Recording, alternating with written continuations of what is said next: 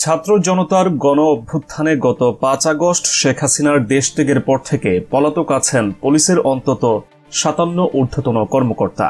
এর মধ্যে আছেন ঢাকা মহানগর পুলিশের গোয়েন্দা বিভাগের সাবেক অতিরিক্ত কমিশনার ও বহুল আলোচিত পুলিশ কর্মকর্তা হারুনুর রশিদও। পুলিশের এসব কর্মকর্তাদের মধ্যে তাকে নিয়েই জনমনে এখন প্রবল জিজ্ঞাসা, কোথায় আছেন এই ডিবির হারুন? তার পরিবারের সদস্য, পুলিশের সহকর্মী ও গোয়েন্দা সূত্রে জানা যাচ্ছে তিনি নিজের বাসা এমনকি আত্মীয় স্বজন কারো বাসাতেই থাকছেন না। গত ৫ আগস্ট শেখ হাসিনা সরকারের পতনের পর থেকে তিনি গা ঢাকা দিয়েছেন।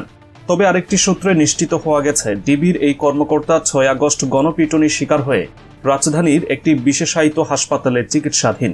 তার একজন আত্মীয় বলেছেন তিনি এতটাই জনপ্রিয় হয়ে গেলেন যে এখন প্রকাশ্যে আসতেও ভয় পাচ্ছেন।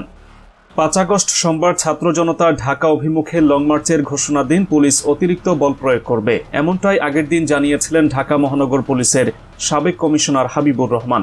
পুলিশ হত্যাকারীদের কোনো ছাড় দেওয়া হবে না, এমন ঘোষণার পর সোমবার সকাল থেকে বিপুল সংখ্যক পুলিশ মোতায়েন করা হয় ঢাকার সব প্রবেশ মুখে। ডিবির সাবেক অতিরিক্ত কমিশনার হারুনুর রশিদ সহ সব ঊর্ধ্বতন কর্মকর্তারা সেদিন সকালেই চলে যান রাজধানীর সচিবালয়ের বিপরীতে আব্দুল গনি রোডে সেন্ট্রাল কমান্ড ও কন্ট্রোল ইউনিটে। ওই ভবন থেকে রাজধানীর কয়েকশো পয়েন্টের ক্লোজ সার্কিট ক্যামেরা পর্যবেক্ষণ করে পুলিশের মাঠের সদস্যদের অতিরিক্ত বল প্রয়োগের আদেশ দেওয়া হয় সেখান থেকেই। সেদিন ওখানে উপস্থিত থাকা কয়েকজন পুলিশ সদস্যদের সূত্র থেকে জানা যায় সকাল থেকেই বেশ আত্মবিশ্বাসী ছিলেন ডিআইজি হারুনুর রশিদ।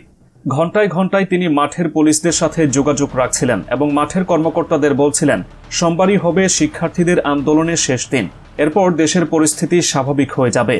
সবশেষ দুপুর ২:৩০ নাগাদ যখন জনতার ঢল গণভবনে ঢুকে পড়ে, সেই সময়ে সমালোচিত এই পুলিশ কর্মকর্তা ওয়াকি টকিতে গণভবন প্রোটেকশন বিভাগের পুলিশ সদস্যদের বারবার ব্যবস্থা নিতে তাগাদা দেন। বলতে থাকেন, ফোর্স তোমরা অ্যাকশনে যাও। ওয়াকি টকির অপর প্রান্ত থেকে আর কোনো উত্তর আসে না। এর মধ্যেই গণভবনে ঢুকে পড়ে জনতা। ক্লোজ সার্কিট ক্যামেরাতে এমন দৃশ্য দেখে দাঁড়ানো অবস্থা থেকে ধপাস করে চেয়ারে পড়ে যান হারুনুর রশিদ। তিনি এরপর দীর্ঘ সময় আর কোনো কথা বলেননি, হয়ে পড়েন নিশ্চল। এরপর কোথায় গেলেন হারুনুর রশিদ? সাবেক প্রধানমন্ত্রী শেখ হাসিনার পদত্যাগ ও দেশ ত্যাগের খবর ছড়িয়ে পড়লে লাখো জনতা সোমবার দুপুর থেকে নেমে আসে ঢাকার রাজপথে। ঢাকার যাত্রাবাড়ি, পুরান ঢাকা, পোস্তগোলা দিয়ে প্রথমে শহীদ মিনার ও পরে গণভবনের উদ্দেশ্যে অনেকে সচিবালয় ও বঙ্গবাজারের সড়ক দিয়ে এগোতে থাকেন। ডিএমপির সেন্ট্রাল কমান্ড ও সেন্ট্রাল ইউনিট ভবনের সামনে থাকা বঙ্গবন্ধুর বিশাল ব্যানার টানানো দেখে উত্তেজিত জনতা ভবনটিকে উদ্দেশ্য করে ইট পাটকেল ছুটতে থাকে। এর মধ্যেই পরিস্থিতি বেগতিক দেখে ব্যানারটি সরিয়ে ফেলা হয় ও সামনের মূল ফটক আটকে দেওয়া হয়। তবে জনতা ভবনটির প্রাঙ্গণে ঢুকতে না পারলেও বাইরে থেকে মুহুর্মুহু ইট মারতে থাকে। প্রাণভয়ে এর মধ্যেই অনেক পুলিশ কর্মকর্তা তাদের ইউনিফর্ম খুলে ফেলেন।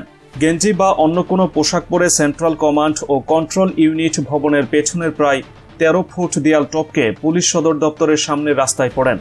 ঠিক একই কায়দায় দেয়াল টপকাতে গিয়ে পায়ে ও শরীরের নিচের অংশে ব্যাপক আঘাত পান ডিআইজি হারুনুর রশিদ।